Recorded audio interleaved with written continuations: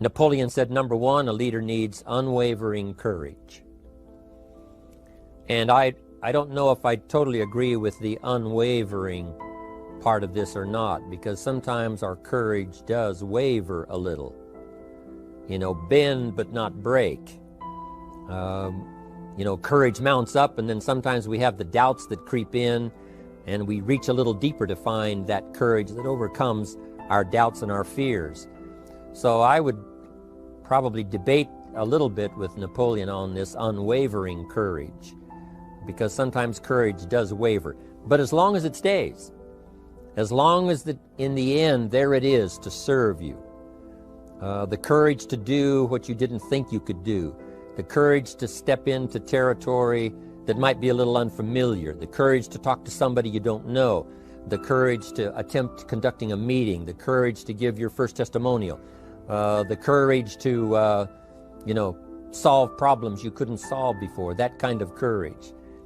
The courage to stand up when it's sort of dark in your corner, the courage to do it when it isn't going your way, seemingly. The courage to try to have a good day in the midst of a bad day, that kind of courage. Wavering a little at times, yes, because we all have doubts that attack us. We all have small fears that creep in. That is the nature of life. But that's what faith is all about. That's what courage is all about. To serve us when our doubts will not serve us well. Faith to overcome fear, and courage to overcome our doubts. But that is a good quality, a good attribute for a leader, and that's unwavering courage. Second, Napoleon said self-control. That, of course, is the very essence of life itself, is self-control. Because we all have this warfare going on. You know, it's going on in the world, the warfare between liberty and tyranny. In our own body, the warfare between health and illness, the struggle is on. The struggle between light and darkness, the struggle between good and evil. I call it opposites in conflict. And as soon as you're born into the world, as soon as you find yourself and discover yourself on this spinning planet headed somewhere, you know that this exists. To be a civilized society, we must drive the dark side of our nature into a small corner and let the positive side flourish. Early, we must learn to exercise self-control. Power is a wonderful thing, but it must be exercised properly. It must be exercised to benefit and not to destruction. So self-control is certainly necessary to be a strong leader, so that you can become the best example. The example of having your temper well managed, to having that dark side of your nature under control. The best example of choosing wise words and not being careless, that kind of control. Control of your appetite, control of your desires, so that they fit into the positive side of life and not the negative side. Self-control, very important. Then he said a leader must have a keen sense of justice. How very true. Justice we become familiar with, even when we're small. When certain things that happened or were done to us that something told us that wasn't right. Someone did us wrong. We have that sense of right and wrong, and it starts very early. Then we have to have that sense of utilizing what's right and what's wrong so that we develop this sense of justice, this sense of being fair, this sense of being on the positive side, on the right side. To minimize a person's mistakes, they need to have this sense of justice. We have to have justice when we're building an organization. What's fair, what is a good balance. The marketing system that Mark put together has to be fair for everyone. If you have a customer and you take care of that customer, someone else cannot come along and take that customer. The same is true with the distributor. Certain rules and regulations, so that all of us have a chance to fit within this framework of fairness, justice, and what's right. Otherwise, enterprise cannot work. Otherwise, we have what we call, in a political sense, anarchy, where there is no justice, when might is the order of the day, power is the order of the day, not the law, not the rule, not what's right, but power. And we would all dismiss that. It's been a catastrophe in the last 6,000 years, the governments that resorted to power instead of democracy, that resorted to intimidation instead of freedom. And we all know the terrible toll that that takes. But it takes a toll not only politically in a country or politically around the world, but it takes a toll even in enterprise. It takes a toll in school if a teacher is unfair. It takes a toll in working on a team where someone is unfair, or where the leadership is not fair in the administration of justice. So this is true, a keen sense of justice and what's fair and what's right. Part of this we have to learn as we go. You know, you don't have it all the first year. You haven't got it all the second year, the third year. After all the years that I've, been around, both as a human being and as a business person, we're still, even at these years, trying to decide what's best, what's fair, what's right, to give balance to our life and to build on a firm foundation for the future. So I agree with Napoleon. Good idea. A sense of justice. Here's another one, he said, definiteness of decision. Indecision is the thief of opportunity. If you don't decide, the opportunity could slip away. If you don't decide what you're going to do today, the day could get away and you're not very effective. I talked about in my recent travels about time management. And here's one of the best ideas of time management. Don't start the day until you have it finished. Is it possible to finish the day before you start it? And the answer is yes. If you don't finish it to the best of your ability, have some idea, some good plan, sure enough, the day escapes. And in the morning you say, let's see, what should I do now? In the afternoon you say, hey, time's getting away from me, what should I do now? And now most of the day is lost. Most of the day escapes not being utilized and doesn't work for you simply because you didn't make those decisions early, at the early part of the day. The decisions we make in the early part of our life sometimes last for a lifetime. The early decisions that you make about what you're going to do with your life as far as Herbalife is concerned, those decisions are vitally important. If you neglect them and don't make them, sure enough, the time passes and the opportunity sometimes is diminished, and sometimes you spend a lot of time now catching up simply because you didn't make those early decisions. So it's the decisions at the first of the day, it's the decisions at the early part of the month, it's the decisions at the early part of the year that greatly determines what kind of year you're going to have. The decisions you make in the early days of your marriage, sometimes those are the decisions that affect the marriage for a lifetime. The decisions you make at the first chance you see opportunity, those decisions, what you're going to do with it, how far you're going to take it, what it's going to be meaning to you in the years to come. Those early decisions are vitally important. Then we need decisions to correct poor decisions, to overcome our mistakes. It's possible, of course, for all of us to make unwise decisions. And at the end of 1 year, at the end of 1 week, 1 month, or at the end of a few years, we say, that decision cost me too much. Cost me a lot of time, cost me a lot of money, cost me maybe a good relationship, cost me a chance to be productive. But as long as you're alive, there's still a chance to use new decision power to correct the mistakes of decisions that were bad in the past. All of us have the opportunity to do that, but I think Napoleon was right here too. You got to be definite in making decisions so that the opportunity doesn't pass you by. Take advantage. Here's the next one. Napoleon Hill said, a good leader has definite plans. How important that is. And of all the years, I think, to cash in on Herbalife's momentum and make some plans for the future, this has got to be one of the greatest years. Herbalife in these 18 years now has created some incredible momentum, not only in opening up the countries, but momentum in the refinement of our marketing, momentum in developing new products, momentum in developing our support system. The key is now for you to make plans to ride on that momentum. Herbalife is like the tide that comes in, and the rising tide lifts all the ships if they're in the water. If your ship and your boat is not in the water, even though the tide comes in that would lift all the ships, if yours is not in the water, then it doesn't benefit you. So here's what you should do. Have the same intensity to make your plans for the future as Mark Hughes has. As the President's team, Chairman's Club especially, make the plans for the Herbalife Company future, you've got to now make your plans. Don't let this momentum pass you by. Don't let this momentum go uncashed in on. Don't let it be like a lost cause for you.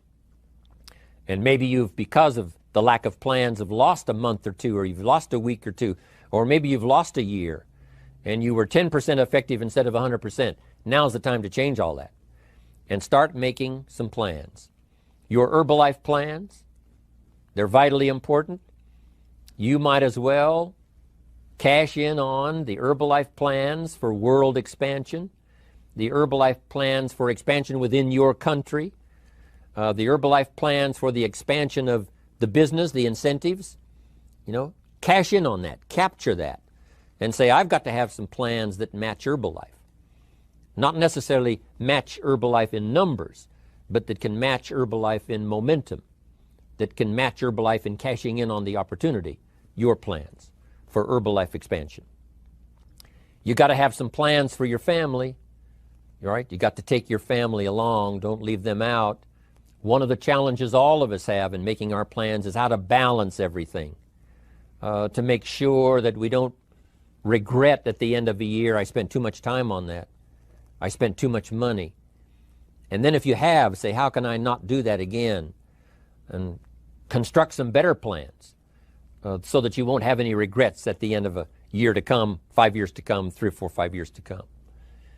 Definite plans. The plans for the use of your money. One thing I've admired about Mark Hughes since I've met him all those years ago, once he started becoming successful, he had a splendid plan, not only for his personal success in terms of financial security, but in terms of the company. Because Mark has to look after the company and make sure that the company is secure, that the company has plenty of reserves, so that no matter what happens around the world, and when you're doing business in 37 countries, you can imagine what the challenge is to make sure the plans for each country are there, the backup plans, the financial plans, as well as products and opportunity and marketing. It is a challenge beyond comprehension to most of us what kind of planning that takes in terms of trying to make Herbalife secure for the future. I described it in one of the summit classes as Mark takes the same pledge that the President of the United States takes, and that is to preserve and protect and defend the Constitution, says the President. But Mark has to preserve and protect and defend the company to make sure it's viable, not just in America where it started, but all around the world in each country. It's an awesome responsibility. But now for you, your plans to be financially secure. If you're starting to make some big money in Herbalife, I'm telling you, you got to have a good plan for your resources so that you find yourself secure regardless of what happens. I agree with Napoleon here. You got to have good plans.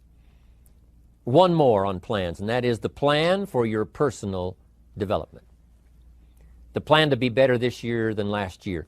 The plan to take the classes, attend the workshops, do everything you possibly can to show personal progress, not just financial progress, not just the progress of having one more car or one more home, but the progress of personality, the progress of communication skills, the progress of recruiting skills, the progress in how to deal with people, progress in using your influence so that it multiplies its power by 5 by 10 versus what it used to be.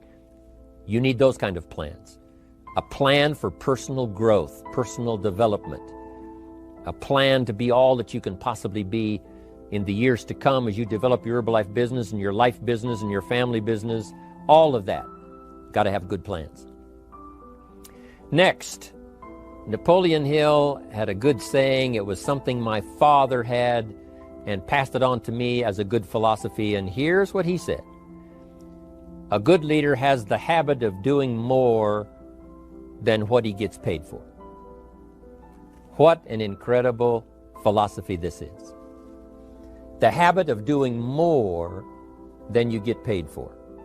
It's what we call the service that you put out like seeds in the ground that doesn't bring the harvest immediately, but the harvest is yet to come. It's called like putting out the capital in capitalism.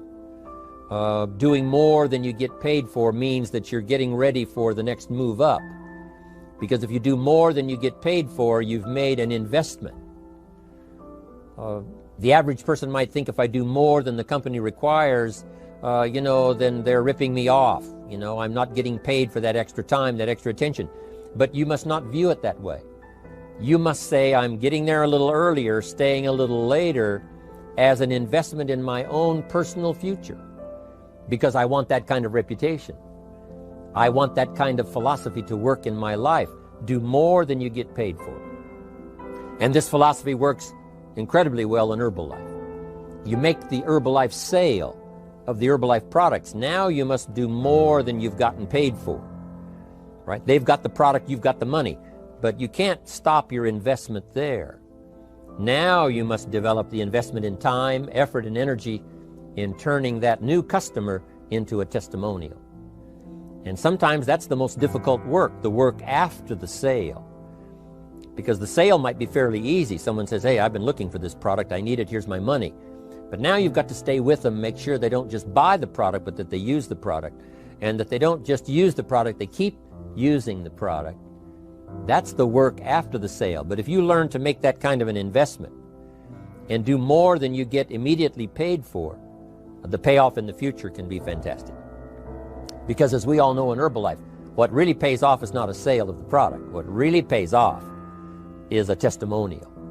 A testimonial that gives you more sales than you can keep up with. A testimonial that takes you places you could never go by yourself, introduces you to people you'd never see on your own. That kind of investment is so powerful. So you do more than you get paid for up front. It's happened for me, making the investment. When I first started lecturing 36 years ago, I talked to high school classes, college classes, service clubs, and I gave it all away. I went and talked for free. Someone said, Mr. Rohn, would you come and do this breakfast talk? I said, sure. Could you do this luncheon talk for this service club? I said, of course. And all of that in the beginning was for free. Primarily because I'd made my fortune. I didn't need the money, but I did it for free. But look what it's made for me by giving that kind of service in those early days. And finally it led to business and led to an enterprise. And I was giving the seminar all those years ago here in Los Angeles, and Mark Hughes was in my audience. So what you don't get paid for, don't worry about that. Just render the service with the vision of the future that it'll come back multiplied if you have this kind of habit, this kind of philosophy. Next, Napoleon Hill talks about personality. You need a pleasing personality. There's many parts to your personality. One is your working personality. The kind of behavior, the kind of attitude that you need, especially in the public. Some things you can kind of get by with, being a little careless, maybe in private, but in public, where it counts so much in your paycheck, it counts so much in building your business for the future, your own personality. But here's what you also must remember. You develop your personality in private so that it serves you well in the public.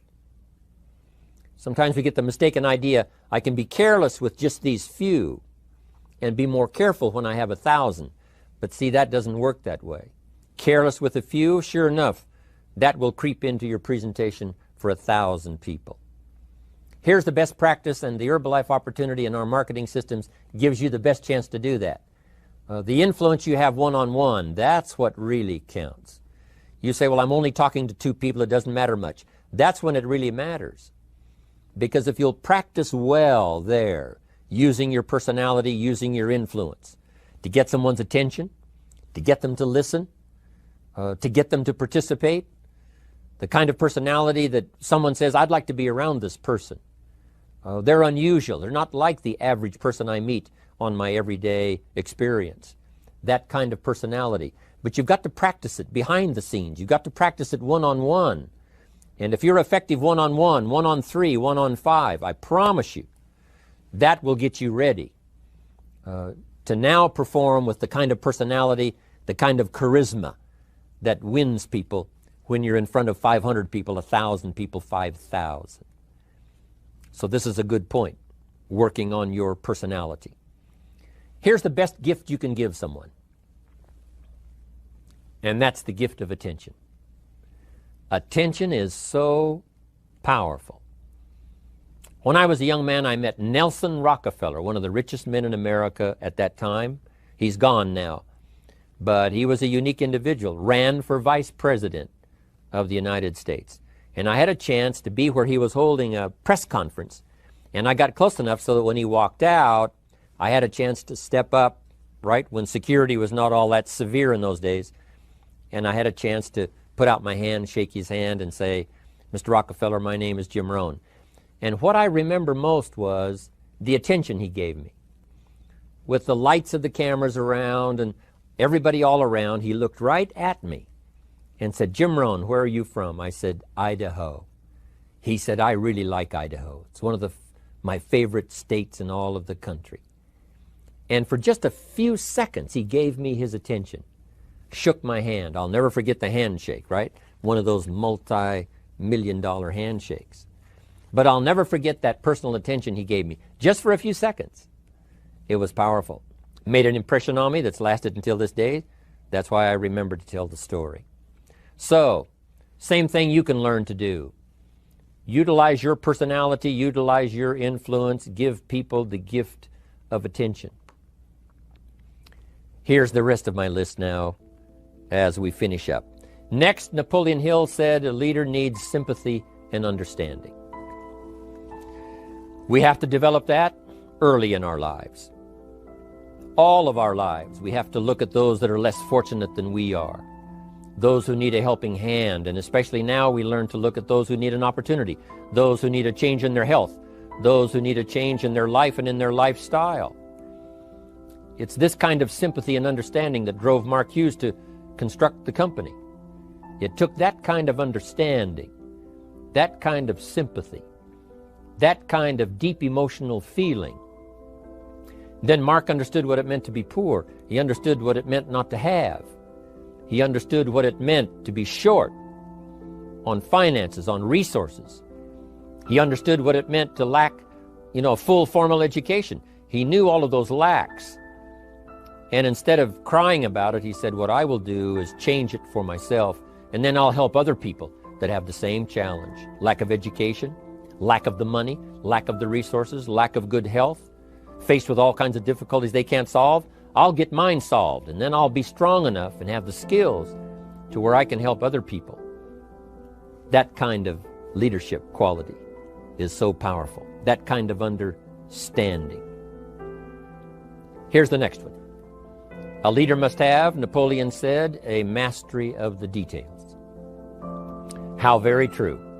All can be lost with just a couple of missing details.